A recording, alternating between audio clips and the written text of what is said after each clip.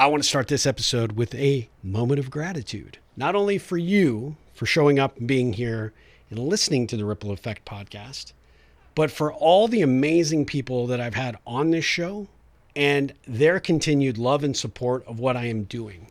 Drew Norton is actually a recent guest of the Ripple Effect podcast, and he said after our interview, I know somebody who needs to know you. You're going to love him. You're probably going to want to have him on the podcast. And boy, was he right. Man, today's guest, Rick Torrison, the Limitless Leader. He's an author. He's a keynote speaker. He's a coach.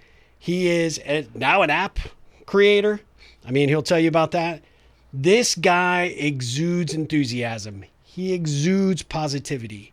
He is a faith-based leader and probably just one of the most heart-centered guys that I've had the pleasure of connecting with. He is one of these people that from the moment we started talking, I just felt like I've known him my entire life. So when Drew said, you guys need to know each other, man, Drew, you were right. And I am so grateful that Rick made time in his busy schedule to make this happen. I can tell you that Rick is, like I said, a very, very successful speaker, coach, focuses a lot on leadership, has a tremendous amount of free resources on his website, which is at ricktorrison.com. I think that this is one that you're going to want to pull out the notebook.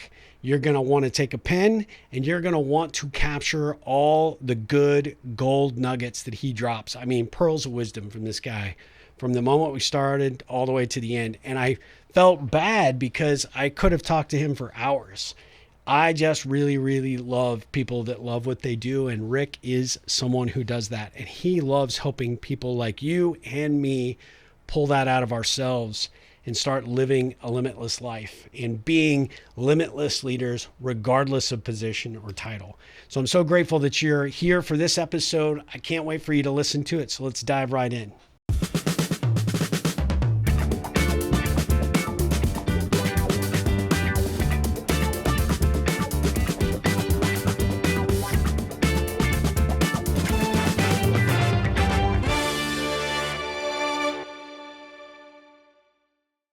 Rick, welcome to the Ripple Effect podcast. How are you doing today? Man, I'm blessed. I'm excited to be here with you, Steve. I can't wait. I've been looking forward to this one for a while now. Me too. Let's start with how we connected. This actually came as an introduction. How do you know Drew, and how did you guys become friends? Yeah, it's the 6 degrees of separation, right? So I didn't know Drew, but I knew Nick Hutchison and I knew some other people and book thinkers. And Yep. so I've been on a podcast. I launched a book a year and a half ago. And so part of my book launch that I did was podcast tour, right? Like get on the podcast, promote the book and the message. And so I had 8 podcasts that turned into 25. And then I was like, I love this podcast world. And you podcasters are all connected, Yep. So I'm like, and I'm relational. You can already tell the dynamic of energy. And I love this. And so then when I shifted some things and I'm taking some things to the next level, I launched an app and we can or can't get into it. I'm not worried about that. Yeah. But this next phase of what I'm doing, really seeking to be someone who is really seeking to add influence, value, impact into lives. I'm not growing the business like I used to. Now I'm like, what's the ripple? And so that got me back in the podcast. So I said, man, I got to talk to podcasters because these guys, they're getting real conversations about these real things in real time. And so I started that process again, got through Nick, got to Drew got me to you, and then I'm going to count on you to get me to somebody else. Right. Yeah. Yeah. I mean, we'll just keep rippling. I mean, that's the key, right? It's the key in life, man. It is. You and I talked about this before we actually clicked record. But honestly, you said you're looking at things differently right now, through a different lens and, a different level of maturity and asking deeper, more thoughtful questions. Maybe as a good place to start, tell me about that journey and sort of what that's like. And then we'll come back and figure out how you got into this and what you're doing and about the book. Yeah, man. As we were talking before we started officially, I think our life is through a series of seasons or, we're different places at different age times, different decades of our life. And in each decade, I think whether we know it or not, we're asking different questions.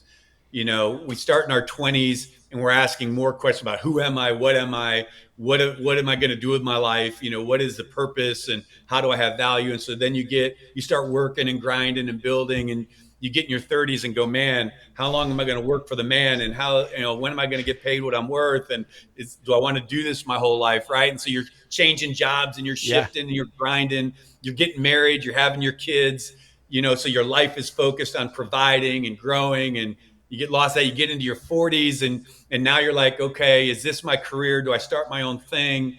I need to start thinking about my future and where I want to be and what I want to do. So you're still grinding, building, growing, learning, hopefully, and running into a lot of walls and problems and obstacles and trauma in life. Yeah. Yeah, I think you get in your 50s and you're now more in your lane a little bit, right? You may be having your own business. You may be higher up in the business. You may be sitting in leadership or ownership or a C-suite, or you're doing your own thing and you're building and multiplying.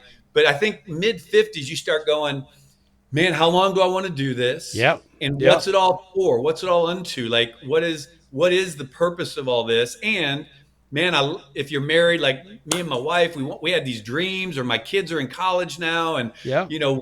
what am I going to do? Where am I at? And so that was when I started asking the question, my wife and I, about, man, what do we want to do, and when do we want to do it? So it's kind of those questions of, I ask people. So I do coaching. I do Yep. professional performance, mindset coaching, leadership development for companies and individuals.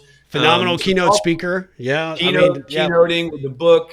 But really my heart is, if I was going to describe what I do, is I help people break through limiting beliefs to get them from where they are to where they want to be.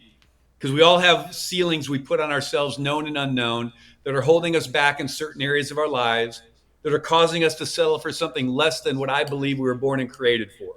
And so Yep. my whole passion is, man, let's awaken that beast.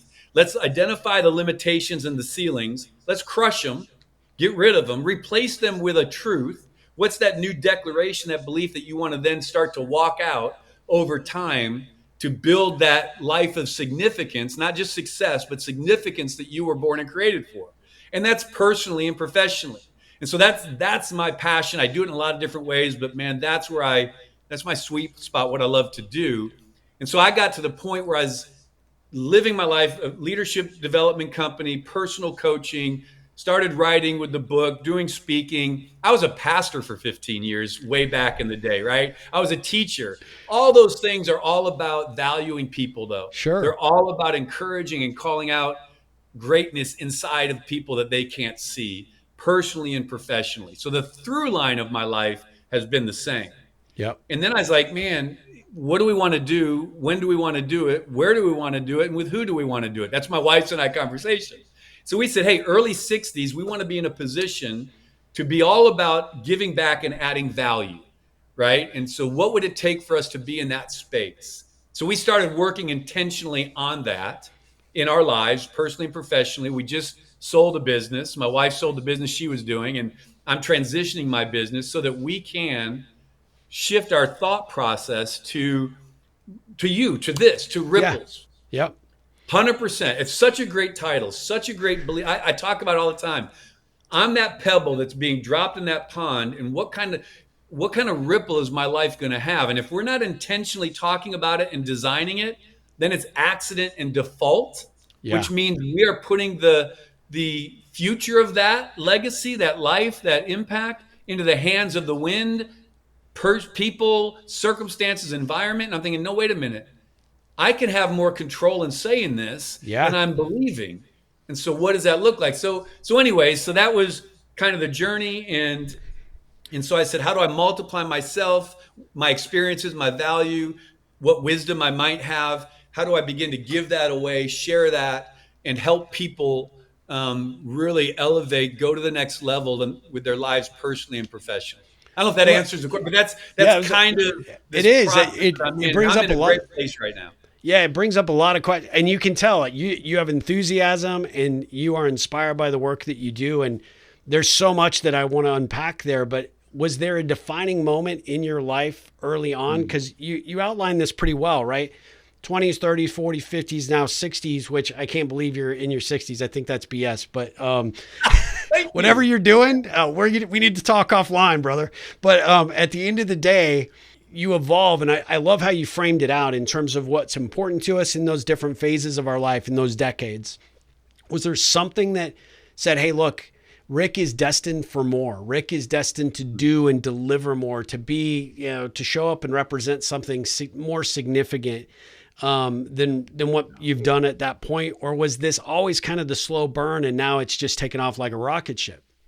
Yeah, no, I don't know. And maybe some people would say that their life has been that slow burn that they've known and they're going, but that hasn't been my story. And I don't find that to be most people's Yeah, story. me either. They don't necessarily, I think a high percentage, there's a small percentage of high achievers know that from the beginning and they're working and they're sitting at this level here, right? But I don't think that's the average journey. And it's not good or bad. I just think the average journey is we end up someplace and go, man, I never necessarily saw myself here, Yeah. right? So the through line for me, and that's a great question. And I hadn't really, in all the podcasts I've done, I haven't thought what came to mind as you said that. I hadn't talked about this before. But really, there's a through line that I believe we all wrestle with that help us to get to levels in our life. And I believe that we all were born limitless. That's the name of my book, but this Yep. idea, and that's an interesting thing to unpack. I believe that we were created for more. I am a faith person, so that drives the heart. I don't expect everyone else to have to be where I'm at, but Yep. for me, that drives how I see lives, see people, regardless of what they're doing. For me, I see through that, see the inside of that person, no matter what's manifesting on the outside. I believe there's something with purpose, future, hope, greatness inside that has not been fully realized or tapped into. And what I've discovered is in my journey, so my story, by that marker was a limiting belief that I took on early in my life through an experience that I had, through some trauma that I went through. But I was raised by a single mom. I tell people that are old enough, they'll get this. I was a latchkey kid before there were latchkeys, right? And so my mom's working multiple jobs. She's Yeah. out there. I'm being raised by my mom, my gram, and my hippie uncle. And when I mean hippie uncle, this is the 60s and 70s. I mean everything that went with that. Was it And the Cheech or Chong? Harleys. Which one? Right. Yeah. The Harleys that were in the Yeah. driveway. And he was a really good man, a good human, coached my Yeah. little league team with the long hair, the beard, the That's whole awesome. gamut, right? But Yep. but man, just a good person. He was the male influence in my life. And and I haven't ever told this story before, actually.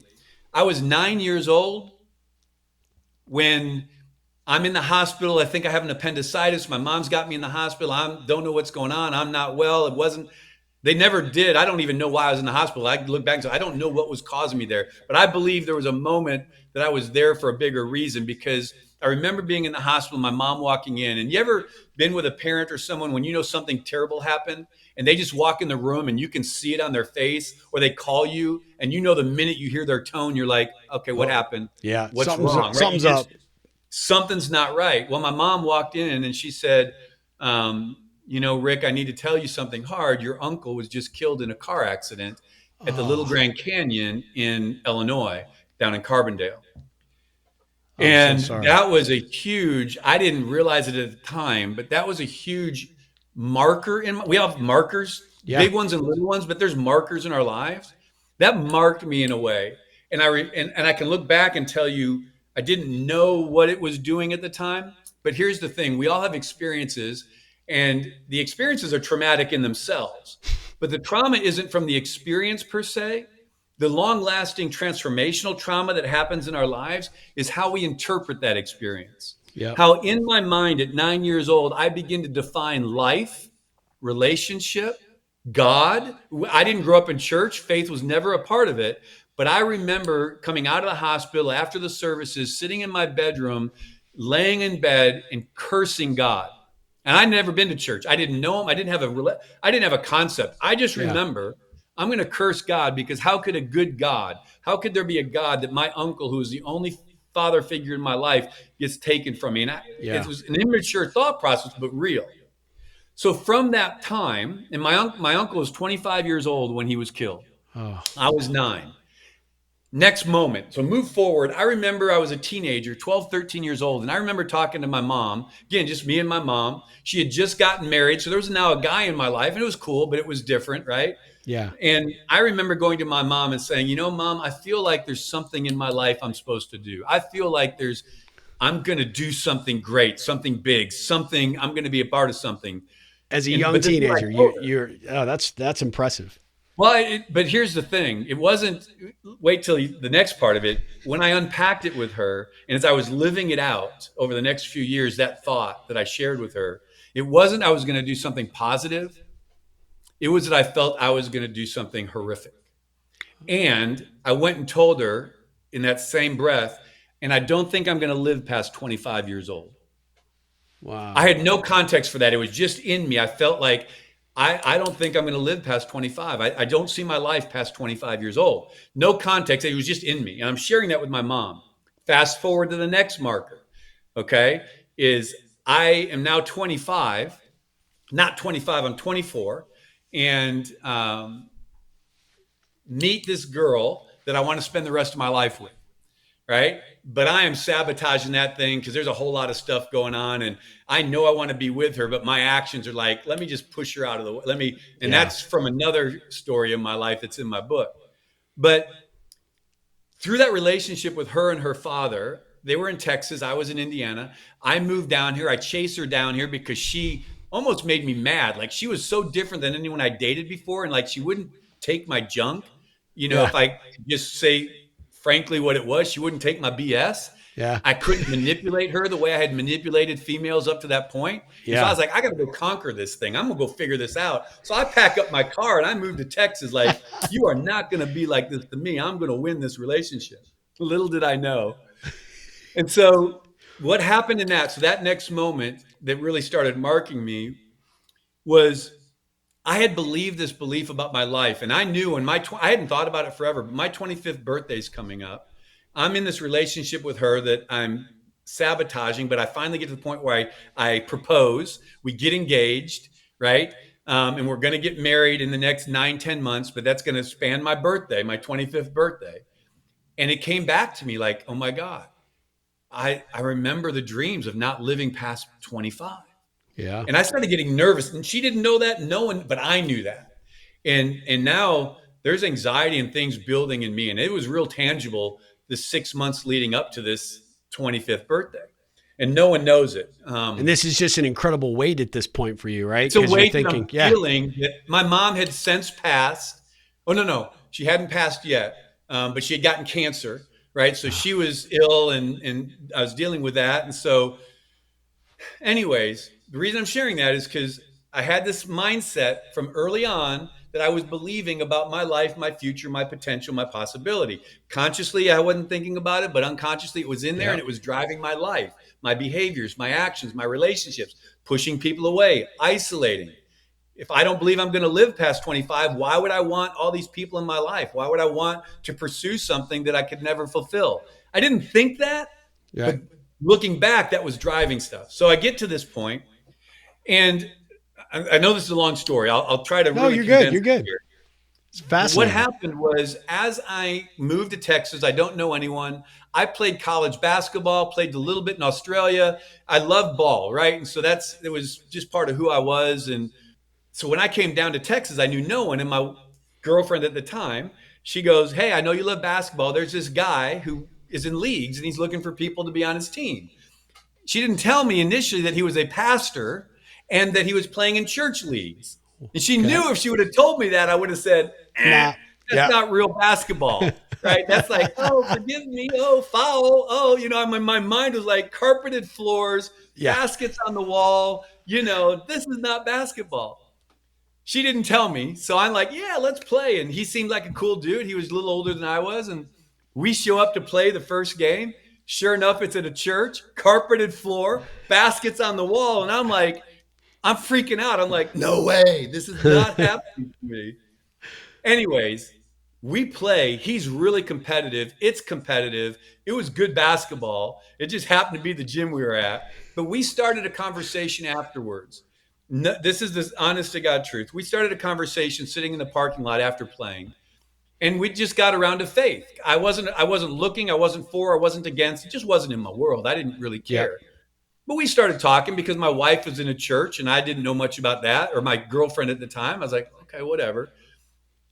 And so we started talking. I said, listen, I'm not going to talk to you about faith until you can tell me and answer this one question I got. How can a guy live in the belly of a whale? It's the only biblical story I knew. And so I'm like, this is a bunch of hooey. Tell me how a guy can live in a whale, then I'll talk to you about all this other stuff. And he laughed at me, kind of like you did. He was like, what?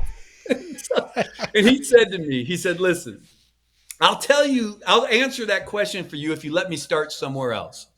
I share all that to say we started a conversation around faith, identity, value, worth, not religion, not church. I wasn't going to a church. It was around this relational God and my value and worth, my createdness. And I was like, okay, I'm intrigued, right? I'm helping him with youth stuff, watching these youth do stuff that I've never done and talk about things that I've never talked about. So I was intrigued.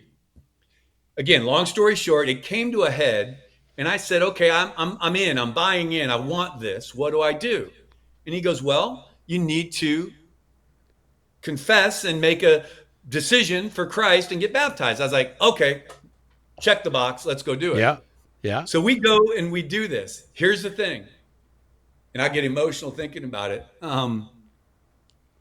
That decision happened on my 25th birthday. Wow. And I didn't understand it. But when I got baptized and joined the church and became a Christian and gave my life to Christ, the statement they said is, you are now dead to your old, you're dead to your old life and you are now alive in Christ. And it hit me. I died at 25. Wow. And That's that incredible. moment, that marked me and set me on a journey to where I am today about the identity and calling and createdness inside of all of us that we don't realize we have, and that there is a life we were born and created for. Whether you believe in faith or not, for me, that's the road that gets you there, and understanding that is the true freedom. But I'm okay with wherever people are. And I thought, how do I help people understand the lies they've been living under about their life, their value, their worth, their identity, their capability, their possibilities?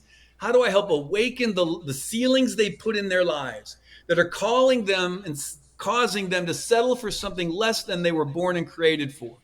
How do I help them break through that? Well, the first thing is they got to see it. They got to realize it's even there. Yep. Because sometimes we hold these beliefs I held this belief for almost 15 years, right? Yeah. Yeah. And it became normal for me.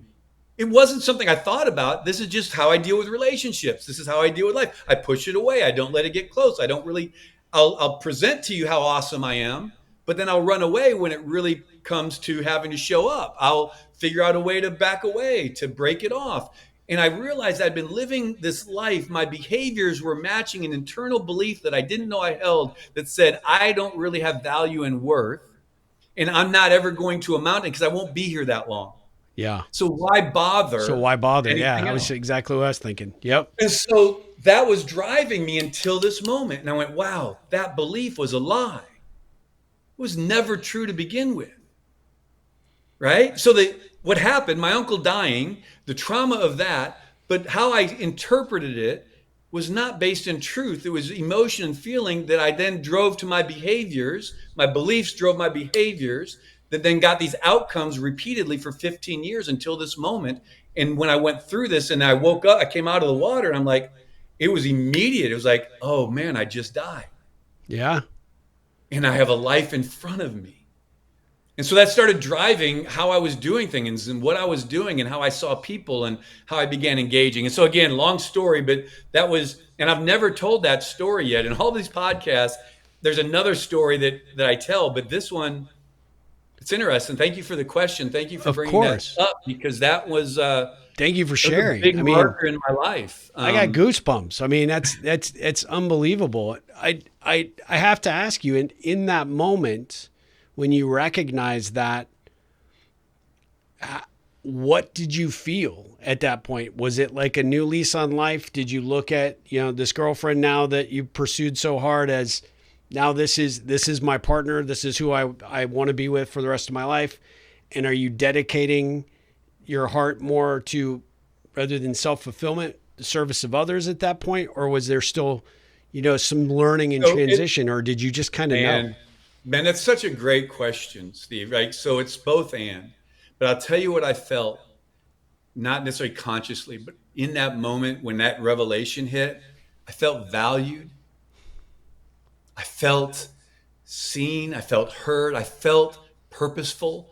I didn't have a clue what I was going to do. Yeah. There was no like, now I'm going to go conquer the world and I'm all healed and I'm free. But Yeah. in that moment, I felt valuable. I felt worthy. I felt like I didn't know what it was, but there was meaning and purpose Yeah. that was created for something.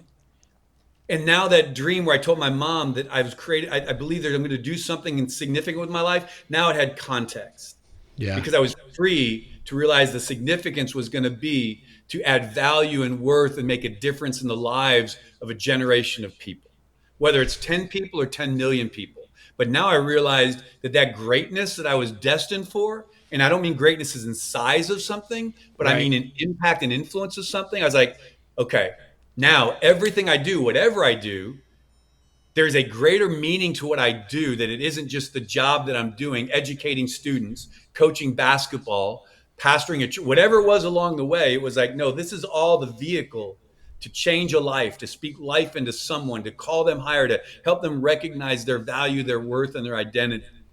Right. So that's what I mean. I felt that in that moment. I felt, wow, there was a freedom to go, I am somebody. I am valuable. I have worth. You I so love that. There's so, oh my gosh, so much to go into and to talk about there. I feel like we'll definitely have to do a follow up podcast for this one for sure. But the feeling that you had is similar to a feeling that I experienced. And obviously our circumstances are vastly different, but I can see the connective tissue. I believe that people show up in your life for a very specific 100%. reason, right?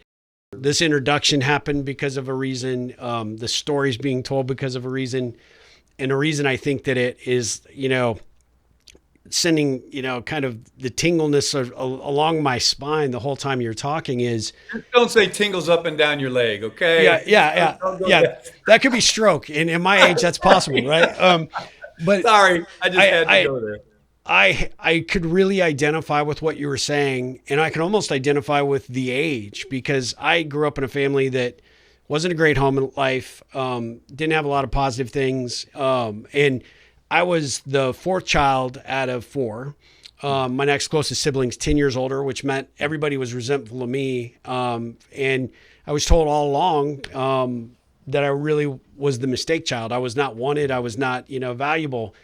And I remember sort of being in this shell, a protective shell, shy, introverted. Connecting with people was not my strong suit, right? I would much rather just hide in a corner. But when I finally found that I had purpose, right? When I finally found that I was destined for something more than I had ever envisioned for myself, it was like, it wasn't day one. Kind of that's why I asked you the question, Right. like, did you know? Because I didn't, right? You have a lot of starts and stops along the way, but you just don't really know if the steps you're taking are the right ones. But when you can make an impact, like I have seen through your work and doing the research about you, the positive influence that you've had, the ripples that you have created, once I had a confidence level in that, yes, I was here for a defined purpose and it was going to be up to me to figure out what that was, but that I had value and I had a reason for being here, which was to make a difference in people's lives. It was like very much like you said, born again, and saying like that past shell, that past kid scared of his own shadow. Yeah. I got to get as far away from that as I possibly can. It wasn't like I all of a sudden just became this gregarious, fantastic individual, but I found new power and purpose. And I felt like at the end of the day that now I had a reason to be here. Yeah, yeah, that's great. Yeah. And so I Absolutely. really May not identify know with what the what you're reason talking about. is, but I felt it, right? I didn't Yep. have a clue where I'd be today. I never pictured this. I didn't have any idea. But how I went about life was different. How I Yep. saw people was different. How I saw myself was different. I still had Let to me, work it out. yeah, let me ask you two specific questions there. What Yeah. was it at that point that helped you? What did you do to live your life differently at that point? And I'll ask you the second question after you answer that one. Yeah, so a lot of it was the people I was surrounding myself with because I was just coming into faith, right? And so fortunately, the youth guy, the basketball guy that took me on that journey, right? And my father-in-law at the time when I was dating, one of the things he said to me in this process that led to that moment He said, man, we think you're awesome. We're so glad you're part of our family. We weren't married yet. He said, but if you really want a life with my daughter, you need to get your life right with the Lord. Yeah. I had no clue what he meant. I mean, it's like, I liked his daughter, but he got in my space. It's like one of those, hey. And he's a very well respected, amazing business owner and leader in the community, everything. And it didn't turn me off, but it caused me to inquire, like, okay, what does that mean? And what does that look like? Right. It was people like that, the basketball guy that I played ball with, the youth in the youth group that I was helping serve with, watching youth ask different questions, live a different life that I never lived and didn't even know was possible. Right. So they're provoking my journey. And it wasn't, I was in a Methodist church that was 100 years old. The preachers wore robes. It was marble stairs, glass, big organ. That was my entry into the church. Nothing about that was attractive, inviting, or going, hey, this is where I should Yeah. be at Yeah. 25 years old. It was the blue hairs. And we call them in Texas, we Yeah. call them Yeah. blue Yeah. hairs. The older ladies who go to the shop, beauty shop every week and dye their hair this blue color, they loved me. They brought me food and didn't know me. This is all before. This is all the nurturing that's happening. They Yeah. got me furniture because I didn't have any. They loved me without condition, and I didn't know why.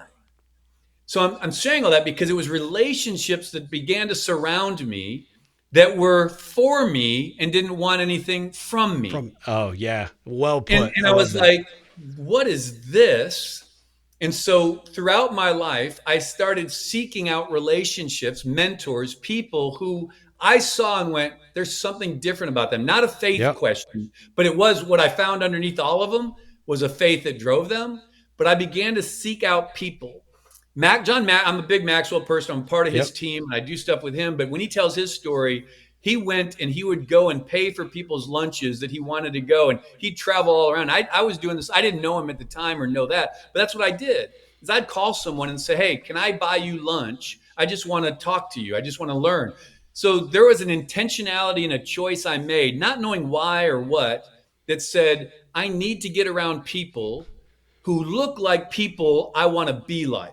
Now, I'm not talking about how their business was Yeah. successful, but it was that. But I didn't have a clue about that. I was like, man, this seems like a good dude. I watch what they do. I hear people talk about them. I'm like, how are you that dude? Yeah. Right. And so I started seeking that. Then I got a coach back. It was kind of a mentor, but I got a coach back at 26, 27 years old, was my coach for 30 years till he passed. Wow. His commitment to me, and which is what got me ultimately into coaching, and I just didn't realize it at the time, but he was discipling me in life. He said, listen, my job is not to tell you what to do or how to do it. My job is to help pull out in you the greatness that I believe is in you, and to help you and ask you questions along the way to provoke you to see what you can't see and to perfect your character. So he was working on the human Rick Torrison, right? And so this is where my coaching is. It's like coaching is first personal before it's corporate. A Yeah. lot of people, when they say coaching, they want mentoring, they want this, they want that. And I'm saying, no, true coaching for me is the personal growth side. Let me Always help personal. you Yep. become a better human. Know your values, your purpose, your life, your And then leadership. we can tackle I all the other stuff. if Yep. I can grow Absolutely. this, you can Yep. go do whatever you want. I don't need to know your industry. But if I can help you have confidence, belief, replace some ceilings, break through some limitations, understand you're destined for purpose, value, and impact, then you can do whatever. And that's what he did for me. And so that was kind of that discipleship journey where he just kept asking me, what kind of husband are you? And then he'd bring my wife in. He'd say, what do you want to change in your husband? And I'm sitting there going, what are you asking her that question for? And she felt safe. And she's like, well, he doesn't listen very well. And he never really does. And I was like, what are you doing? And he'd look at me and he'd stare at me and go, not a word, not a word. Your job is to love her, sir. And he would tell me, and he says, and so she needs to be able to tell you so that you can grow and learn. And so we'll Ooh. get to you. And so, man, my wife felt so safe with him. She just started every visit, every month, unloading. Well, here's what he's not doing well. And I'm just sitting there going, oh my God. But what it taught me was the humility of life, that it doesn't revolve around me. Yeah. right? And then the offendedness that we all live in, that we don't even realize we're offended. And then we justify our offense. Well, if you just be better, Steve, I'd be Yeah. better. If you Yeah. wouldn't talk like that, I wouldn't respond like that. So I don't take any ownership. I blame all of my brokenness and dysfunction on the world around me. And if the world would just be fixed, I'd be fine. Yeah. Yeah. Saying that sounds who would even believe that? Yeah. But so many of your listeners, I mean, that's how we live, whether we Almost realize it or every not. single person goes through that. They just don't recognize it, right? And It's he put the not me, mirror, it's you. Yeah. he put that mirror out and said, "Let me show you something." I was like, That, "Oh, this what a is not gift. pretty." What a But gift. here's the other thing I'd tell people that are listening to, and this is the biggest thing, guys, to any man or woman that's listening, and you want to have a ripple. If you're listening, then you already have this sense of wanting to ripple. You have got to be willing to self-assess, because the transformation of the ripple begins with the internal look at your own life. Yep. Because you're going to ripple who you are and what you are. And if you're not willing to examine that and to realize you're not perfect and the world doesn't center around you and you don't have all the answers, right? And that a lot of the brokenness around you is you are the broken person that's breaking people in some fashion. If you're not willing to examine that and to look at that and to work on that, you'll leave a ripple, but it won't be the one that you wanted to write. It'll be a Oh, different one.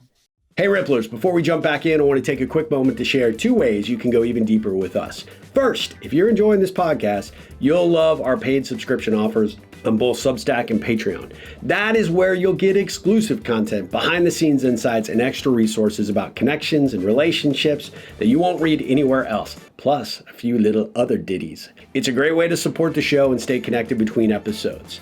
And let's be honest, if you're craving something even more immersive, and who isn't, check out our Connect and Grow Ripple coaching program.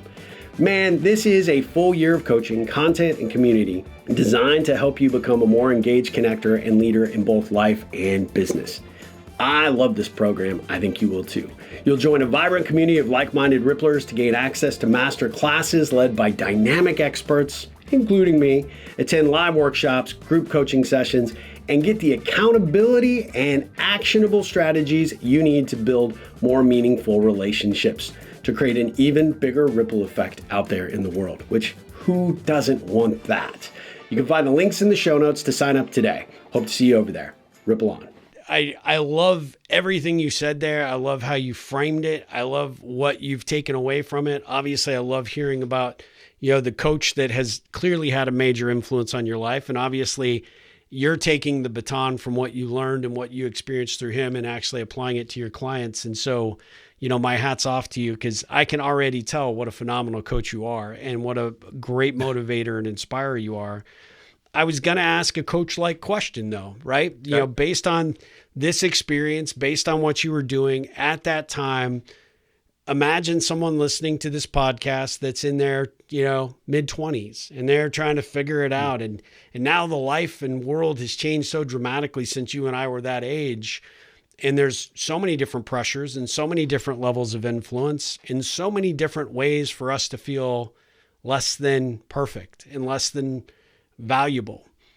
Somebody is sitting there going, God, that sounds great, but how do I apply that to my own life? Yeah. If you could give them that piece of advice to take that step forward, whether it be in their faith, whether it be in the exploratory, getting out of that shell to realize they can be more, what advice would you give them? Man, so again, great questions. I love those podcast hosts that know how to ask great questions. You just set the tee, you just set the ball on the tee, because this is where I'm at in my life right now. And you actually identified the generation that God said to me, you need to go after and be a disruptor in the 22 to 33 generation because of what you just said. And I was like, and I'll tell you why. So here's what I tell them. Go download my Rick bot and ask it that question. So you guys are all listening to what's the Rick bot?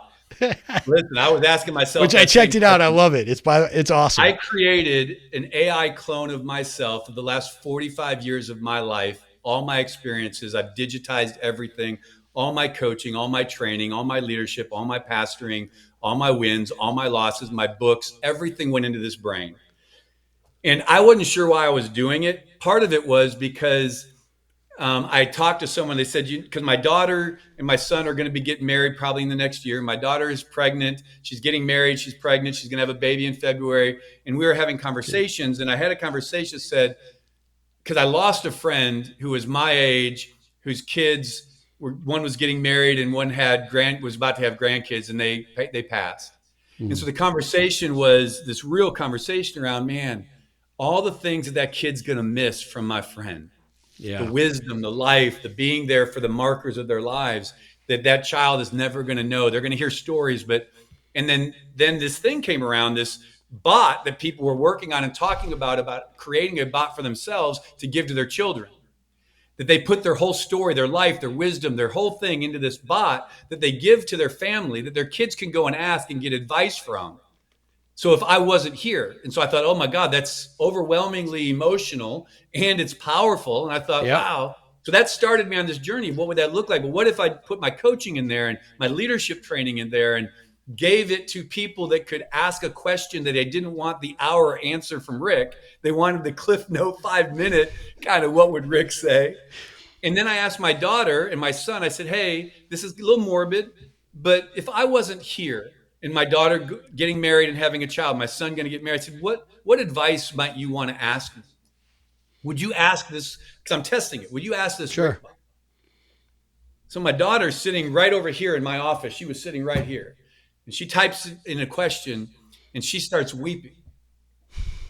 And I'm sitting there and I don't look at it. She shows it to me and I start weeping because I'm like, God, that's exactly what I'd want you to know Yeah. about who you are, your value, your worth as a mom, is that, and it doesn't know necessarily it's my daughter asking it a question, but it does, Yeah. right? It's, and I thought, wow, this is so powerful, to be able to have that life in that space. And so I just started, okay, I'm going to create this. Again, long story short, let me tell you the tea that you just teed up is Charlie Kirk and that whole situation, regardless of how your listeners are with that. My kids followed him. They were devastated. Their friends started asking questions. And my bot, my app, it's called Living Limitless. It's an app, and the bot's in there. It's the first thing you get to. And Shameless it's plug. awesome, by the way. You definitely go download it. Thank So, you. That had just kind of dropped, and I was launching and piloting and working it out. And then I'm having all these conversations with 20 somethings, millennials and Gen Z, who are just wrestling with life and the anger that's out there and stuff they just don't understand why people are, and they're just wrestling. And they're just looking for answers in Chat GPT or yeah. one of the Yeah. chat forums. And they're going there and asking life, faith, anger, depression, loneliness, relationship, all those questions. They're searching there because it's safe. It's anonymous, it's safe. They can go dig in. But the reality is, although how powerful it is, because it can give you a lot of information, someone's writing that algorithm. Yeah. Someone's steering that conversation. That conversation doesn't discern good, bad, and ugly. It gives you everything.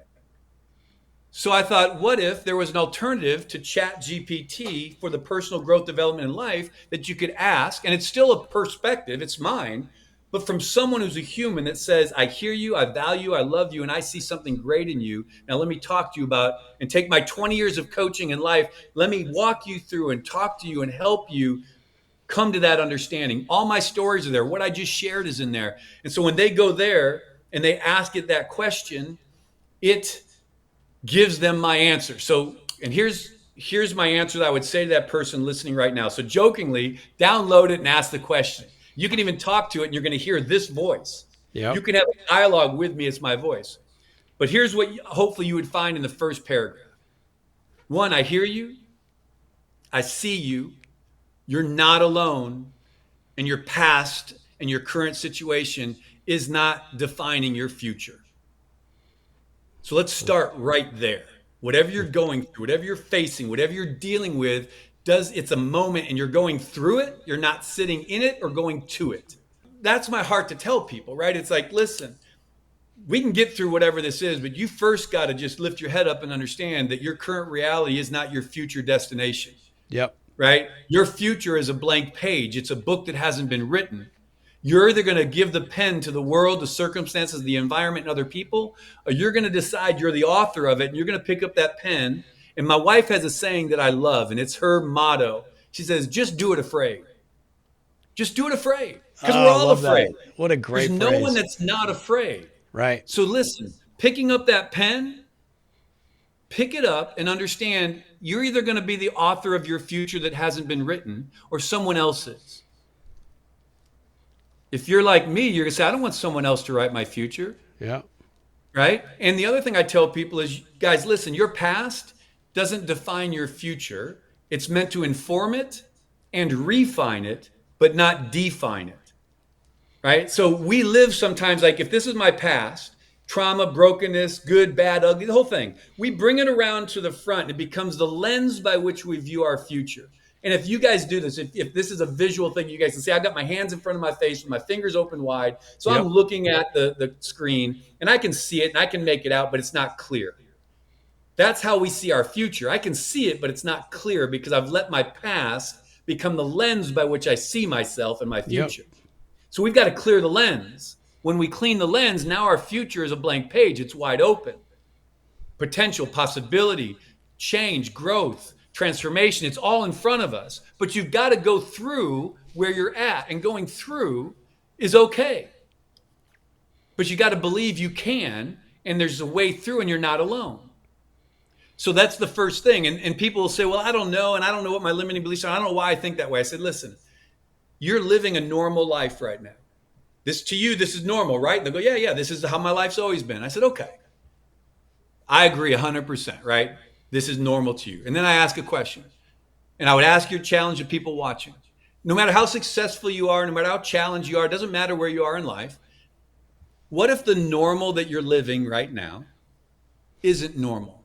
It was never meant to be your normal. What if there's actually something more that you were born, called, and created for? What if the normal is actually a ceiling over your life that's causing you to settle for something less than you were born and created for? I'm not saying there is, but what if there was? What if that normal that you call normal was never meant to be your normal?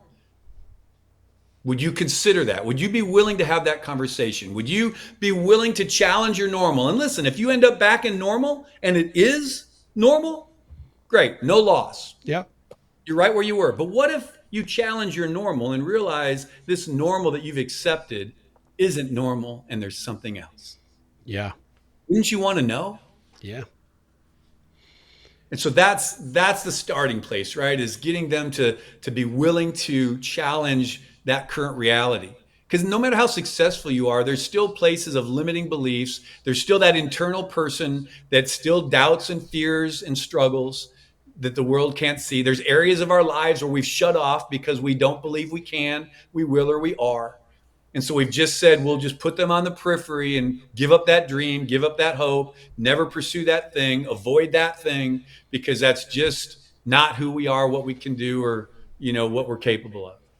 Yeah, and I think And you hit on something I just want to reiterate yeah, here for our audience is that, this isn't whether you're 25, which is kind of how I frame the question. This could be happening to you at 40. It could be happening to you at 75.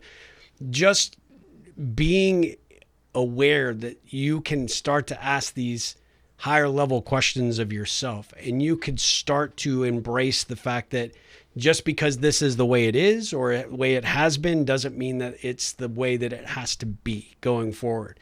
And like you said, figuring out this piece where you can clean that lens and you can open yourself up to a different perspective, whether it's, working with someone like Rick or working with another consultant or getting some professional help to recognize that you don't have all the answers, because if you did, you'd be fit, you'd be sitting way differently in your life right now. The vast majority of us are afraid to just go outside the shell just a little bit, to look, to think, to contemplate the possibility of something more. How you frame that with your questions, I think, are brilliant. well, it's fear is this thing that we are afraid of, that we avoid, that we think is bad. It's pain And because there's pain attached to it. Yep. fear is actually a wake-up call. When fear comes, it's designed to heighten our attention, our emotion, our feeling, our That's energy. right.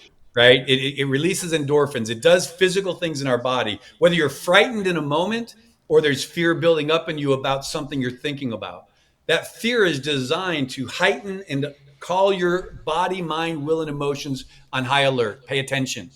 Why? Because you need to survive and thrive through something. Yep. Not because I want you to run and hide and protect, but you're about to go into something that is dangerous. And if you don't face it and move into it, it will overwhelm you. And Yep. so this is we were created that way, that fear is designed to put us on alert to be able to move It's into and hardwired. through Yep. something. Right. And so that's important. And then the truth is, you said this, I coach all ages and all places, but mostly are older because the younger generation is getting their therapy, their coaching online. And Yeah. that's why this thing shifted. And I'm still doing my coaching of people who are older and seeking and asking different questions. But I thought, man, can I disrupt a tenth of a percent of the chat GPT generation that's in there seeking life counsel, advice, and faith? If I can just get a small percentage of them to ask a different source that is actually for them and has lived life. I had one young lady, I'm testing this right in 20 somethings. I'm like out there with them. And so what I decided to do is ask, and this is what I would tell anyone listening, that especially in that generation, I don't care where you are. What's a question? Don't ask me a question about engineering or making lasagna. I can't help it. It's not going to go well for you or for me. Yeah. But ask me a question about life, coaching, leadership, teams, culture, values, faith. I can, that's where I've lived for 40 years. So you're not getting a theoretician who's thought about it. You're getting answers Lived from a it. human who's lived it. Yeah. Right. And it's all in there. So this is real life. So I tell them, whatever question you typically ask Chat GPT at 2 a.m. when no one's watching and you're alone and you're spiraling, ask it. And then I tell them, ask that exact same question to the Rick bot. Same question. And then I want you to hold the answers side by side, and I want you to tell me what you think. This young lady, 25, 24 years old, single mom working at a coffee shop, and I didn't know much about her. I know her from coming in and getting my coffee, and we talk and, know a little bit, but nothing. Yep. So I ask her that question. She takes my bot, she downloads and goes to the chat, and she asks it a question. She starts weeping. And I'm like, oh, crud, I messed up, right? I just unlocked something. And I said, I'm so sorry. Are you okay? And she goes, yeah. She said, I asked you a question and it felt like a human was sitting across from me, sees me, hears me, and understands me, and then didn't let me stay there, but asked me questions and drew me in and spoke life and then challenged me and gave me things I can do. Because what she was wanting is, I don't know how to balance being a mom, working, and I long for a healthy relationship. She was lonely.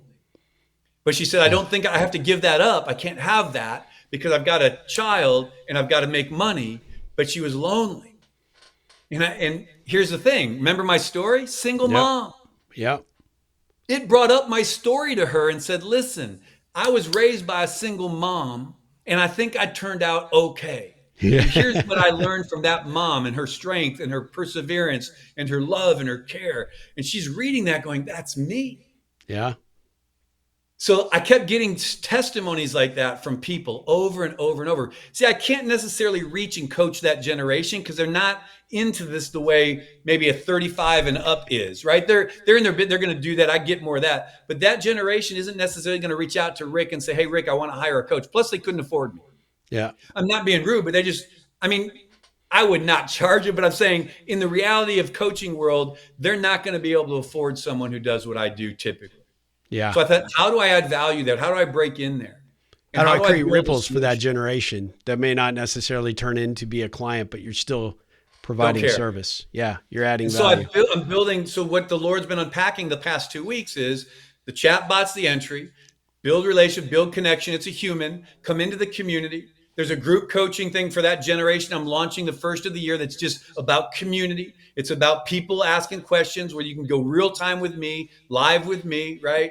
And then there's a daily mind shift they get. So every morning they get a positive declaration over their life that hits their phone. It's a push. They click on it, says, hey, you were created for more today. Walk like it. And it gives a little 60-second video that they're going to get every day. So I'm trying to create space for them to just speak life into them. And then if they want a human, they have access to a human, but they don't have to get to me.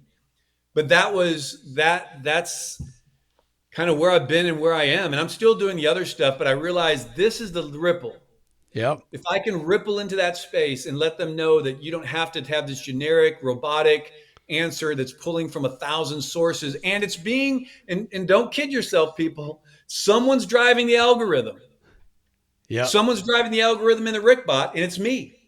I'm driving the algorithm. I'm plain and simple. I'm a person of faith. Now I don't But you're force the you to orb and take, the source, so it's unpolluted. It's you, and it just happens and to be it a doesn't pull from digitization the version web. of you. People say, well, does this, do the, I said, no, I can set it to do that, but I've set it to only pull from my experiences to understand me and then how I would respond. And so you can ask it anything, even if I haven't directly done it, it's going to extrapolate my life's experience and say, from my experience, let me ask you some questions, because it's Yeah, all about identity, value, and worth. That's where it all starts. I love it. Well, and So, like you said, don't come to it looking for lasagna. Apparently, yeah, no, I might try to help you there, but I'm yeah, not sure how good it'll that'll taste. be in the second release. It'll be Yeah, yeah, good, yeah, right? right. It's almost holiday time, and one of the best gifts that you could possibly buy your friends, your family, your employees, your coworkers, or maybe just random strangers. You want to just hand out awesome stuff. This book right here makes it excellent, excellent gift. I can personalize it for you. I've got quantity discounts. If you reach out to me, I can talk to you about that. If you go to ripplecentral.com and head on over to the shop, you'll see how affordable this amazing, life-changing, career-changing book can be for you to give as a gift. Little bow on top of this thing, and you're like, hey, let me cast a stone. Let me create some ripples. Let's do it. Ho, ho, ho, in the holiday spirit. Let's get people rippling in the upcoming holiday season. The Ripple Effect, Maximizing the Power of Relationships for Your Life and Business, the third edition by yours truly, Steve Harper, available exclusively at ripplecentral.com. Technically, that's not true. You could get it at Amazon, but those guys keep tearing up my inventory. Like literally, I send them the books and then they tear them up and then they send them back and they want me to send them new books. Don't like that. Big corporate, big box BS going on over there. Just go to ripplecentral.com. I will ship it directly to you. No bows included, because you don't want my bows. They're no good. They don't look good at all. Third graders probably do better bows than me. But the book, awesome, and makes an excellent gift. Holiday gift. It's almost that time, my friends. The Ripple Effect and some of our other things in the shop might just tickle your fancy to give as a gift this holiday season. Listen, I want to be respectful of your time. Yeah. I love this conversation. There is no doubt we are going to do a follow-up. There's so much to unpack from this. I want to give you just really quickly before we actually go in and finish up with a couple of Ripple Connection questions, if you don't mind. Yeah. I want to give you just a quick second to tell us about what a limitless leader is and tell us about the book. Awesome.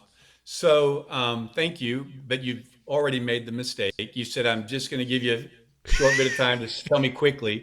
Your listeners and the people, you already realized that's why they love my Rickbot. Let me Yeah. tell you, because people that I coach, that I give it to, they said, man, this is awesome. I love it better than you. And I was like, why? Because I can get a 5-minute answer when it takes me an hour to get one from you in person. I was like, oh man, they ain't wrong. No, there was no subtle meaning there. I promise you. I No, love the enthusiasm. But I am, that's my own self-realization that I'm coming to. But quick answer. So what is a limitless leader? I believe a limitless leader is someone who lives their life principally based as people of character, seeking to leave an impact and influence on the people and world around them that's something greater than themselves. A limitless leader is raising up other leaders. It's investing in other people, whether one-on-one, your team, it doesn't matter. Leadership is not first a position, title, or paycheck, although we define it by authority Yep. in those structures. That's secondary. That's doing of a leader. The first thing a limitless leader is a leader who is positioned and postured from a place of character and value to add value and call character out of other people, whether it's on their teams, their family, or their relationships. And I have 6 principles I talk about that are foundation, things like humility and service, and that those are the things, this person work. The limitless leader is first personal, done the work here, and then values you enough to lead you and value you and raise you up. That's a limitless leader. The book called Born Limitless is part of my coaching construct that I wrote. And that book is all about one component of my coaching, which is this belief that, and I've already shared it, it's a framework. We have a Yep. life experience. We interpret the life experience in such a manner that creates a belief about ourselves, people in the world around us. All of our beliefs drive our behaviors. You cannot act in a way that are not tied to a belief. You can do it for a little while, but you can't sustain it. All of our behaviors produce an outcome, good or bad. It's neutral. Belief, behavior, outcome. If we want to change an outcome in our life, we don't like what we're getting, we keep going around the mountain, not up it. We typically try to change a belief, a behavior, right? So we're driving our behaviors. The problem is we end up falling back in the same old pattern because we have not addressed why we act and behave the way. We behave a way because of a belief. So the coaching in the book is my story about my own limiting beliefs that I discovered, how I recognized them, how I crushed them and replaced them with a truth, and then I how I love that. began to build out behaviors to align with that belief to get a different outcome. And that's what that book is about. It's speaking life into you, that we all have them. How do you recognize them, crush them, replace them, and then build a behavior structure out of that to actually walk in a life of significance? I love that. So the book you can get on your website and Any Amazon, I platform. assume? Okay, perfect. Amazon, Barnes and Noble, Books a Million. It's all out there. It made a number one. It got to be a bestseller. My first book, hit That's the pretty bestseller awesome. list on USA Today. And simple read. I don't know. I don't know if I. Oh, here it is. So here you go. There's the book. Come a little bit the Right other. There you go. Oh, there you perfect. go. I love it. I There's the love the book. infinity symbol too. Um, Yeah, you and I have that in Yeah, common for and sure. so anyways, where I'm at now, so that's it. And I speak around that to students, colleges, businesses. But really, what I'm realizing now, and I'm really trying to do, is for connecting and doing stuff. I think the app and the bot and speaking around this and going after that generation. I really think that's where this thing is starting to anchor. And so I, I just bring people into the ecosystem, I like to and see. come and check it out. I like to think I see things in people, and I can see that that is like it. It resonates with me that that is definitely where you should be going because you can tell that that's where your purpose is right now, and that's Yeah. it's intoxicating. I've Thank you. mad props to you in figuring out what you're doing and how you're doing it and the kind of service you want to give back. I love that. Before I wrap up, I want to ask you a Okay. couple of Ripple connection questions, if you don't mind, and Bring we'll it. make these kind of quick, just because I want to, want to make sure to get you off. And I actually, I need to be off here in just a few, but there's so much I want to ask you. But I'm going to switch it up. I have a typical Ripple connection questions I want to ask, but I have a few that have come just out of today's interview. If you could have another conversation with your uncle, what question would you ask him today at your current Yeah. age? Great. I wouldn't ask him a question. I'd tell him thanks Oh, and that I love you. oh, I love that. I don't need to ask him a question, but I wasn't mature enough yet. He Yeah. marked me in a way in his chaotic life that he lived, loving me, coaching my little league team. He was a hippie coach, the only one out there, but he knew I didn't have a coach and he didn't have a dad. And so he Yeah. showed up riding his Harley to the practices and coaching a little league team baseball that he didn't play. That's amazing. And so thank you. No question for him, just thank you. Yeah. That's fantastic. What Don't was his make me name? cry, dude. What are you doing? I'm sorry. Jeez. What was his name? His name was Jim. Jim. Yeah. Well, no doubt he is looking down on you, super, super proud. Someone else that I gather is probably also looking down at you, super proud, is your mom. Yep. What would you like to hear your mom say about what you've accomplished with your life at this point?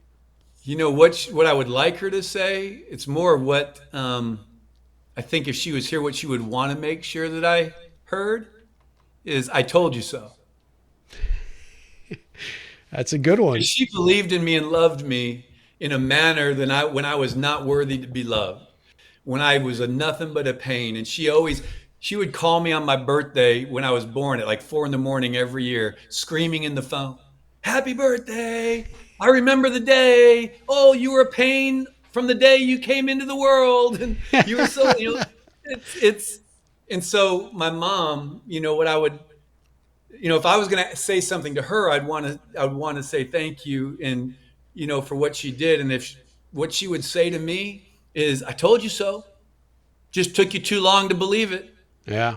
But you got there, so But I you're got doing there. you're doing And it proud. she was a driver in the process. What is the one thing that you've learned from this girl you chased, Ha. from the Midwest to Texas, that is a lesson that you still leverage to this day? So she's now your wife. What have you, and Yeah. what's your wife's name? Melinda, and we've Okay. been What married did you learn from Melinda 34 that you years. still use? Oh my gosh. Oh, wow. Yeah, I should have said they weren't going to be gotcha questions, but there were a few here that might be. man. Yeah, we've been married 34 years. And she is my Congratulations. best friend. And it wasn't always that way. Our first 10 years were really, really, really hard. Yep. And I guess what I would take from her is the whole thing of commitment and responsibility. Your words matter. And when you stand up there and you grab a hand and you look each other in the eye and you say, I do, thickness, thin, rich, poor, life, death, I do, that's a covenant. It's a commitment. And that commitment matters and your words matter. And no matter what it looks like in the moment, it doesn't define. I mean, that's what I take from her. It's like, because it was hard for her, hard for me. We went through some stuff. Yeah. Um, and we never questioned the commitment. It was not an option. And I would tell this generation, listen, I know it's hard and the emotion in the moment seems overwhelming, like you could never get through it. But I've now got 34 years of a relationship with my best friend that we're about to go in the next few years, however many we got left, and we're going to kick it. We're going to have some fun. I am looking forward to it and she's looking forward to it because we put the time in and did the hard work and we didn't quit. And that's what she taught me is we ain't quitting. I don't like Love you that. right now. In fact, you're probably on my enemy list right now, but we ain't quitting. Yep. So that's the thing I keep taking from her. I love that. If you could give one line of advice, a phrase, a quote, a statement that everybody would pass by on their way to school or to work, they'd see it on the way there and on the way back, what would you give them to noodle Yeah. on? I have a statement that I close everything with and that I do, right? And this is what I tell people. I'm believing that your best is yet to come. I believe that you were born limitless, that you were created for more, not more stuff, not more things, but influence and impact, a future and a hope. Woo! That's awesome. And so I don't know what that future and that hope is, have no idea. But my passion, my heart, my love, what I'm giving my life to is helping you discover it and to walk it out. Wow. Right. And so that is what drives me every single day in every relationship. That's amazing. Thank you for sharing that for sure. Well, thanks for giving me the opportunity. I just have last three questions. Oh They're my very goodness. very short. When you hear the term ripple effect, what does that mean to you? What does it conjure up in your mind? Yeah, legacy. I Yeah. love that. That's good. What ripple can I be looking to create for you? I think for me, I'm looking for people that can help me if they hear the message, believe in the message. I don't have a clue how to do this, right? How to break into a space. This thing, I know how to do all the other stuff, but this space of being able to connect with people to get that tipping point. You can have the greatest idea in the world. Yep. And if no one knows it exists, it doesn't matter. And so I believe in this because it's been tested and my life has been testing it. But I don't, the ripple is help if you hear this and you think, man, there's value here and it has impact and life change and a potential. And the ripple you can do for me is help me get to that one right place, that one right person, that one right human that can download the app and say, man, this impacted my life and started me on my trajectory.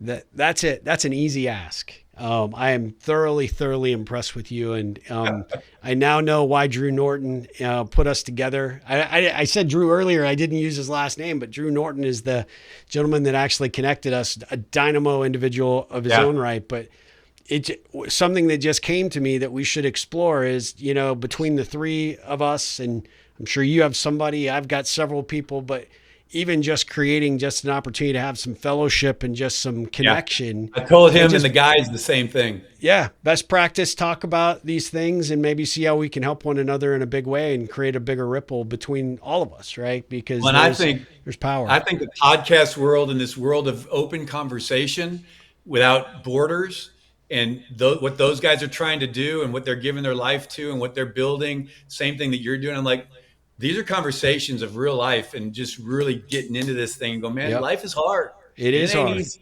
And It, and and we can't do it alone. We're stronger together than we are apart. And I would without tell all question. your listeners, man, listen, guys, you're stronger than find your tribe. Find a Yep. place that is ahead of you, that doesn't want anything from you, but is willing to invest and grow in with you and anchor in and go get it. Because you Yep. can't do it alone. And when you do, it's a lost cause. It's so hard. Yep. I love that. Great, great, great point. The last question, and it's really not a question, it's more of a opportunity to just share what's the best way you want our audience to follow you, find you. There's the app. And the app is called what on the App Store, both Apple Yeah, and it's called Android, right? Living Limitless. It's Okay. on, and I've got a link that you can get to from anything we can put in the show notes, but it's called Yep. Living Limitless. And we are adjusting it because of this new revelation that when you open it, it's going to go straight to the chat. It's going to bring you right in so you don't have to jump through hoops to get to the conversation. Yep. There's I tons saw of that. value in there, but that's what it's going to. And right now, and I don't know if it'll ever have a paid piece to it, but right now it's free. If it did, it would be like a $5 app thing just to keep this thing Sure. moving. But right now, I don't have a desire to do that. So that would be one way to get into my world. But really, to get into the ecosphere, I have reshaped everything I'm doing. So socials would be where I'd go, and I'd say if you're in the age generations, right? So the generation, the work world, get me on LinkedIn. Everything's happening there. In the next generation down, hit me on Instagram. I'm building that. We've reshaped that. A lot of this is there. And if you're in that Gen Z millennial generation, TikTok is blowing up, baby. I'm coming to TikTok. So go get it. But it's And at all Rick these, Torrison. yeah, They'll be in there. It's that's my just name. at Rick. Okay. Yeah, Perfect. at Rick Torrison will get you on the LinkedIn. The TikTok may be a little different, but it's still all my name. And It's then going the to be YouTube, dancing I Rick just started going Torrison. long form YouTube. So I just started blowing up on YouTube as well. But I would say Instagram might be the universal place. That's where you can get to everything that I do. And if you're the older generation, hit me up on LinkedIn and let's talk there. I love it. And ricktorrison.com, Yeah, right? website Yep. ricktorrison.com. Yeah, that's another place there, but you can get to all of that through really the Instagram is the hub for everything.